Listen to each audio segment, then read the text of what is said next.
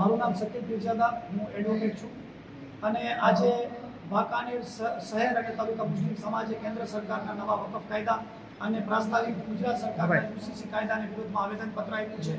અમને લાગે છે કે ભારત સરકાર જે વકફ કાયદો લાવ્યો છે એ વકફ કાયદો બંધારણની આર્ટિકલ 25 અને બંધારણના આર્ટિકલ 26નું ઉલ્લંઘન છે.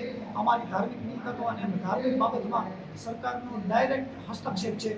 માટે અમે વકફના કાયદાનો વિરોધ કરીએ છીએ અને ગુજરાત સરકાર જે પ્રાસ્તાવિક યુસીસી કાયદો લાવવા માંગે છે એ યુસીસી કાયદો મુસ્લિમોના જે બંધારણે આપેલા મુસ્લિમ પર્સનલ લો પર ડાયરેક્ટ એના પર હુમલો છે અને ગુજરાત સરકાર યુસીસી દ્વારા બંધારણે આપેલા મુસ્લિમ પર્સનલ લોને છીનવવા માંગે છે. જે અમારા બંધારણ આર્ટિકલ 25 પ્રમાણે ધર્મ સ્વતંત્રતા અધિકારનું ડાયરેક્ટ ઉલ્લંઘન છે.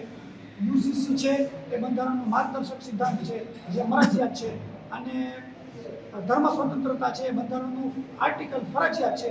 ગુજરાત સરકાર મરજિયાત સિદ્ધાંત માટે ફરજિયાત સિદ્ધાંતોનો ભંગ કરવા માંગે છે, જેનો અમે વિરોધ કરીએ છીએ.